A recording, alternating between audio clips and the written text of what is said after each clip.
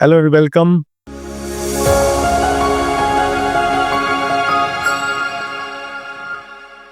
Once again, you are with Dr. Kapoor. Get well with Dr. Kapoor. Always with you. Always you would have. तो आज के जो topic मैं wanted to discuss is ये आपने देखा होगा हाइपरटेंशन इमरजेंसीज में पेशेंट के साथ उसके अटेंडेंट बहुत सारे पहुंच जाते हैं हॉस्पिटल इमरजेंसीज में एंड घबराहट रहती है अरे बीपी 150-60/100 से ज्यादा है, कुछ करिए डॉक्टर साहब, कुछ करिए डॉक्टर साहब. तो the almost pushing the doctor to push the medicine ऐसा नहीं है. lot of emergencies will happen where the blood pressure at the higher level is required rather than bringing it down fast.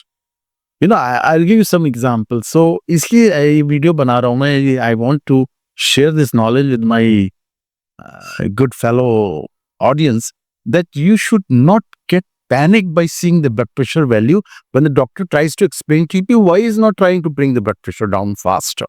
या कितना वापस लाना है या कौन सी दवाई लेनी है, क्योंकि कई तरह के वहां पे पेशेंट के अटेंडेंट्स होते हैं. ये दवाई दे दो, ये इंजेक्शन दे दो, जल्दी से बीपी ले आया सर, बीपी बहुत ज्यादा है. तो ब्लड प्रेशर ऐसा तो हमने देखा हुआ है 180-100 चल रहा है, 200 चल रहा है, पेशेंट को कुछ भी नहीं हो रहा. It doesn't feel at all. तो सबको दवाई देते हो, अब नहीं देते हो, आराम से जाते हो, डॉक्टर डिसाइड करता है, इन्वेस्टिगेट करता है, इवैल्यूएट करता है. तो आप समझाने की मैं कोशिश जो कर रहा हूँ, what I want to explain to my friends and fellow audience that BP at a higher level as an emergency needs to be taken care in the way the emergency has presented. मैं example दूंगा. Patient goes to the emergency with stroke. Stroke का मतलब है कि brain में एकदम से episode हुआ, इस्केमिक इन्फेक्शन हो गया, जिसको हम कहते हैं ब्रेन स्ट्रोक हुआ. आधा साइड नहीं चल रहा, पेशेंट को ब्लड प्रेशर लिया तो मालूम पड़ा पेशेंट का ब्लड प्रेशर 180/110 है. तो ऐसे में treatment is not for the blood pressure because the blood pressure in the long term has been causing the damage in the artery which cause the infection, या वहां की जो टिश्यू डैमेज भी है, ब्रेन डैमेज भी है. लेकिन इस वक्त हमें उस क्लॉट को, जो ऑब्स्ट्रक्शन प्रोड्यूस हुआ है उस एरिया का, जो ब्रेन को ब्लड सप्लाई कर रहा था, उसको खोलना है. तो ऐसे में हम लोग कहते हैं क्लॉट बस्टर्स देते हैं. इसको कहते हैं थ्रोम्बोलिटिक थेरेपी. ये इंजेक्शन देंगे not for the blood pressure. तो पेशेंट कहेगा यार, वो अटेंडेंट कहेंगे भाई साहब ब्लड प्रेशर वापस आइए तो ये ब्लड ठीक हो जाएगा. नहीं, ऐसा नहीं है. उस क्लॉट को हमें रिमूव करना है, उस क्लॉट को डिसॉल्व करना है. तो सिंपल तरीका है क्लॉट डिसॉल्व करने का. आजकल इतनी अच्छी मेडिसिन आ गई जिसको हम थ्रोम्बोलिटिक थेरेपी कहते हैं कि उस थ्रोम्बस को वो डिसॉल्व कर देता है. तो आप अगर विंडो पीरियड में पहुंचे हैं within 3 to 4 hours of the stroke onset, पहुंच गए, you are very lucky, your full stroke will be reversed. Take my words. कितना अच्छा लगता है कि आपको एकदम स्ट्रोक हुआ और बिल्कुल नॉर्मल भी हो गए. Time is brain tissue. Time is a stroke tormentor. Stroke होने के बाद उसको रिवर्स करना है. तो डॉक्टर के पास गए, उसने देखा ब्लड प्रेशर भी हाई है, इनकी ब्लड प्रेशर की पुरानी हिस्ट्री है, लेकिन ब्लड प्रेशर को हम 180-100 ही रखेंगे, क्योंकि ब्रेन टिश्यू जिसके ब्लड नहीं पहुंच रहा है वो ब्लड प्रेशर हाई होके किसी तरह पहुंचाने की कोशिश कर रहा है. तो क्लॉट बस्टर्स देते हैं, ब्लड प्रेशर अपने आप गिर जाता है, क्लॉट अपने आप रिमूव हो जाता है एंड पेशेंट हंसते गाते 6 घंटे बाद फर्स्ट क्लास चप्पल आ जाता है. In contrast to the people who reach late after 6-8 hours, clot busting medicine का उतना रोल नहीं रहता. उस वक्त अगर 200/180 है, 120 है, 125 है, तो ऐसे में हमको ब्लड प्रेशर से भी एसोसिएटेड जो डैमेज हो रहा है उसको कम करने के लिए ब्लड प्रेशर की अच्छी सी मेडिसिन, जिसमें निकार्डिपिन है, बीटा लॉक है, बीटा ब्लॉकर्स है, ऐसी मेडिसिन देते हैं. But we don't want to drastically bring down the BP. आप कहेंगे डॉक्टर साहब जो इंजेक्शन दीजिए जल्दी से 120-80 आ जाए. नहीं, we are happy with 160, 170, 180/100 also. Because एकदम से डाउन करेंगे तो वो एरिया फिर ब्रेन का जो है परफ्यूजन लेस हो जाएगा, उसमें और ब्लड फ्लो कम हो जाएगा. प्रोटेक्टिव मैकेनिज्म को उतना ट्रीट कीजिए ताकि प्रोटेक्शन भी चलता रहे और ब्लड प्रेशर भी टॉप. ऐसे एक हेमरेजिक इन्फार्क्ट होता है, वो ब्रेन हेमरेज हो जाती है. इसमें बहुत जरूरी होता है ना ब्लड प्रेशर को जल्दी से जल्दी नहीं चला.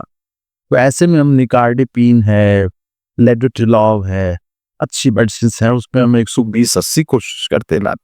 देखिए डिफरेंस देखा आपने. एक नॉन हेमरेजिक स्ट्रोक है और एक ब्लड हेमरेज हो गई, ब्रेन हेमरेज हो गई, उसका स्ट्रोक है. दोनों में डिफरेंस है. तो doctor will be the best side effect. तो सीटी स्कैन किया, उसमें हेमरेज दिख रही है, तो बीपी जल्दी से जल्दी नीचे आए। तो एक अनदर टाइप ऑफ इमरजेंसी मैंने तीसरी बताई, हेमरेजिक स्ट्रोक। चौथी ऐसी है कि पेशेंट को हार्ट अटैक हुआ और उसमें ब्लड प्रेशर बढ़ गया।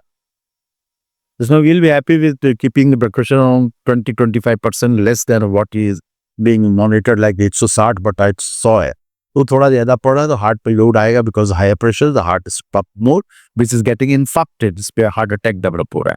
तो इसको भी हम अच्छी मेडिसिन जैसे नाइट्रेट्स है, वो डबल फायदा देती है, हार्ट की आर्टरीज को भी डायलेट करती, फ्यूजन भी बढ़ाती और हार्ट का प्रेशर भी लोड कम कर देगी। तो नाइट्रेट्स देते हैं, अच्छी दवाएं हैं, डॉक्टर डिसाइड करेगा, देखते रहिए धीरे धीरे प्रेशर आए। तो हार्ट अटैक के साथ जो ब्लड प्रेशर है उसका ट्रीटमेंट डिफरेंट हो गया है।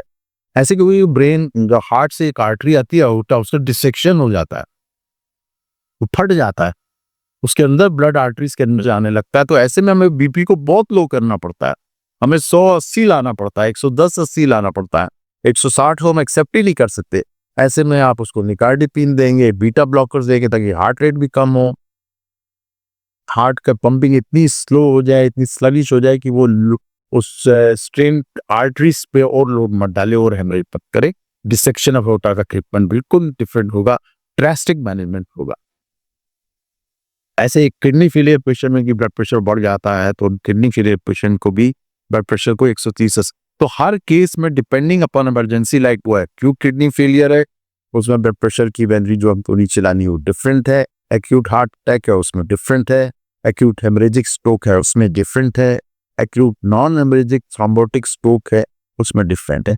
तो आप समझे इस बात को कि आप पैनिक मत होइए, ब्लड प्रेशर लीडिंग ली गई है, आपको बताई जरूर गई है, लेकिन आप उसको मैनेजमेंट डायरेक्शन मत दीजिए डॉक्टर को, दे हैव द बेस्ट जजेस, they know which medicine to give and how much to give and how much blood pressure to improve.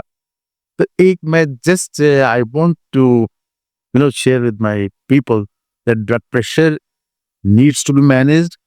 Management of acute emergencies is different than the chronic management of hypertension, and what medicines to be given, how much blood pressure is to be brought down, has to be decided depending upon the circumstances.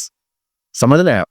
तो blood pressure को अपने अच्छा रखिए, lifestyle अच्छी रखिए, diet अच्छी रखिए, exercise programme में रहिए, डॉक्टर के हिसाब से मेडिसिन जरूरी तो लेते रहिए in the chronic management of hypertension, so that you don't land up in those emergencies where you need acute interventional management, injectable management. हमारे साथ बने रहिए, हम आपको ऐसी इंफॉर्मेशन देते रहेंगे, आपकी नॉलेज इनहेंस करते रहेंगे, आपका blood pressure, heart, body system अच्छा रखेंगे।